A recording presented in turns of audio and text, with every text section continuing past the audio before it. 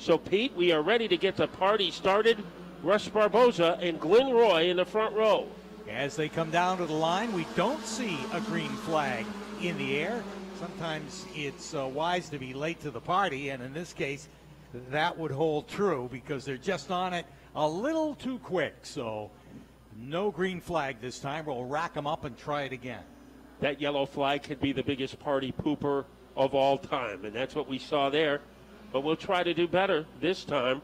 Russ Barbosa, this is the first year that he has ever raced.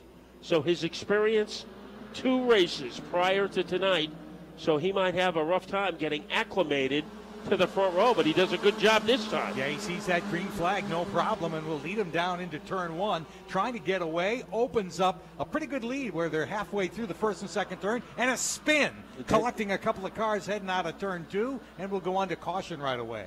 Evan Burgoyce was a car that spun across the track, getting caught up in it with Steve Mahalski, and there's another car between Burgoyce and the wall.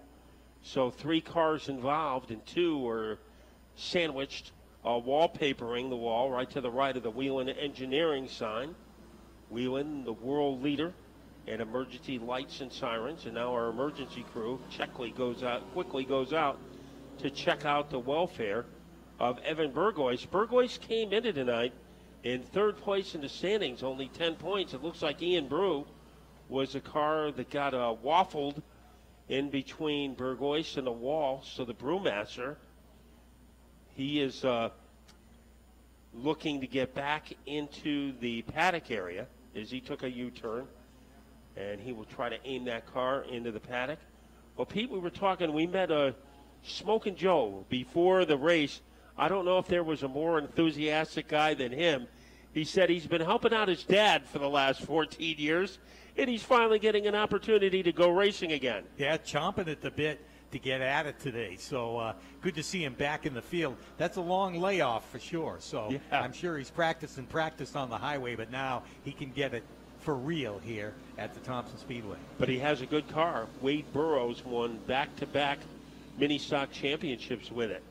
So we have a little hiccup at the start, and Russ Barbosa is on the front row.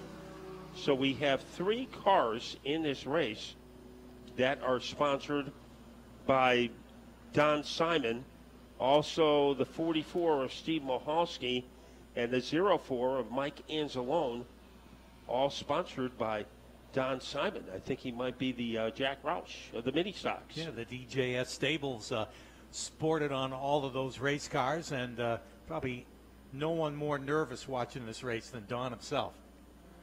Yeah, but his driver, Russ Barbosa, was off to a good start, but we did not finish a lap, so we will have a complete restart. The only difference is that the cars that were in the caution flag, bogged down by that, will have to go to the rear if they can go. And we see the 81 of Glenn Roy, who was involved. He has to go into the dungeon at the rear of the field. Just getting started in what should be a great night. We saw by late model qualifying tonight that those guys have come here to play. The Sunoco Modifieds, Ronnie Williams looking for win number 2, but the wild card in the equation, Ryan Preece is here, a former Sunoco Modified champion, and he was coming on with a pretty good finishing kick.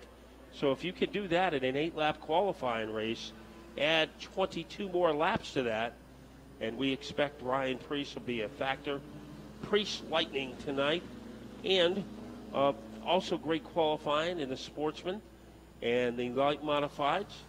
So we are here for a very memorable night. Well, I think the most common thing we heard when we went through the pit area earlier tonight, Matt, was, well, we've been getting the bugs out. And, you know, a couple of races now under their belts to shake it down for the 2019 season. There's some guys that are really going to at least try to show their stuff tonight now that they feel they've got the car where they want it to be. Yeah, a lot of guys with new equipment to start the year, and it took them a while to get acclimated to it. And now, in race number 3, they are just about up to speed.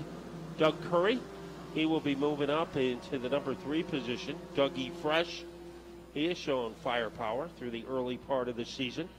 But we are just about ready to raise the curtain again Russ Barboza has elected to go to the outside, and that means that the former champion Scott Michalski will be on the inside, as he originally started fourth, but because of the first lap melee, he is able to go to second.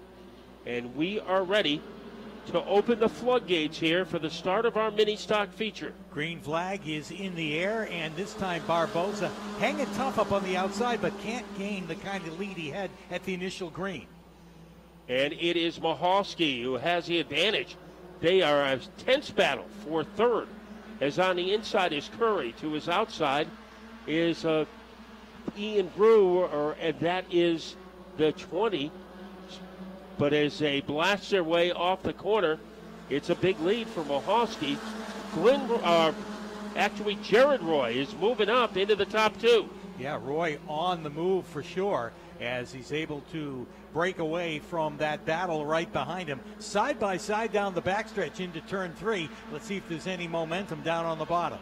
And Dave Trudeau, he is able to thunder his way into third as he catapults underneath Barboza.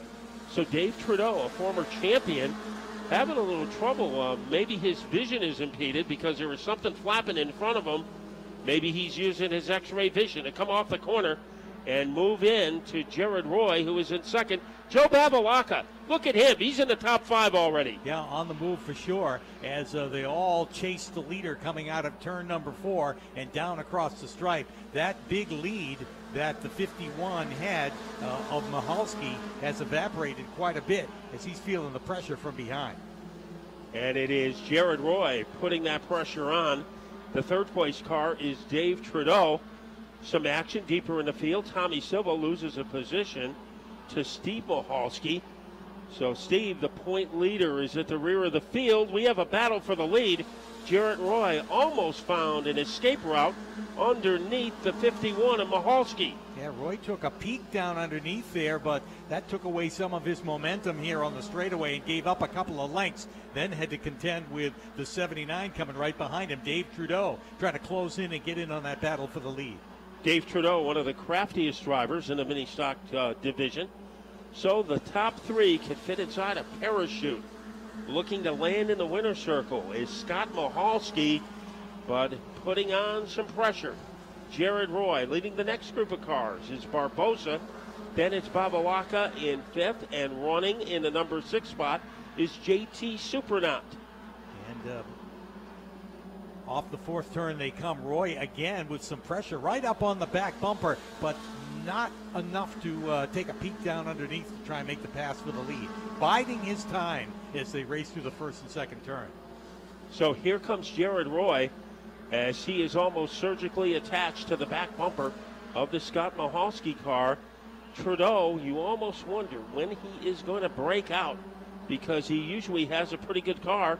And every now and then, coming off of turn number 4, Jared Roy goes down low as he will try to cannonball his way underneath Michalski. Yeah, this time he keeps it just a little higher through the 1st and 2nd turn, looking to maybe make that shot down underneath on the backstretch. But again, Michalski stays about a length and a half ahead of him, and Roy able to close that distance up right there in the turn once again, sticking right to the back bumper out of turn 4, going under the cross flags. We're halfway through the mini stock feature. And leading by about the length of a magic wand is Scott Michalski. Things are getting a little tighter for 5th as Babalaka getting a challenge, as there is Mike Anzalone in the blue 04. Here is Roy making a move. Has to back out of it. Will he try again? Not yet. But Jared Roy, you never know when he's going to strike. Every time he takes that car down to the bottom, he gives up a length or 2, and that happened again that time. Stuck the nose down underneath, but unable to maintain the speed to make the pass. Now he'll try to make it up on the backstretch as he crawls in once again on the back bumper of Michalski down into turn 3. He's on the back bumper like the label on a soda bottle. Will he go down low? That time, he is going to try it in turn number 1, as here is Jared Roy going for the lead.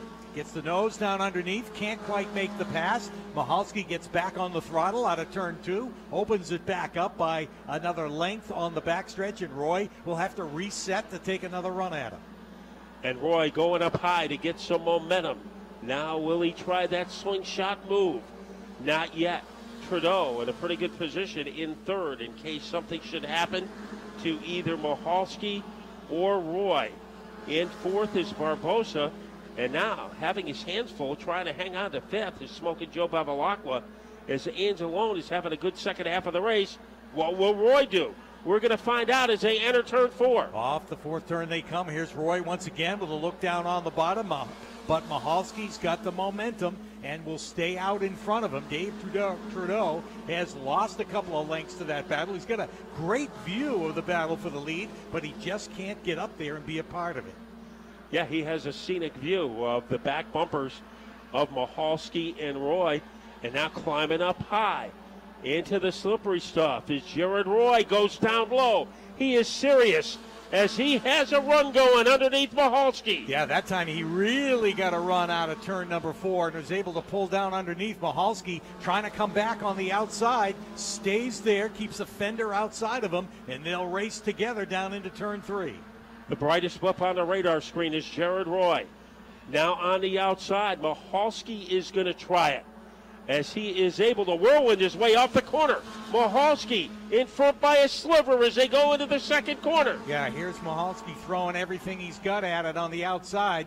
Meanwhile, Roy tips it just a little sideways into turn 1. That gives Michalski the advantage on the backstretch, but they set up for the battle again in the third and fourth turn. Fourth corner, final time. On the outside, Michalski.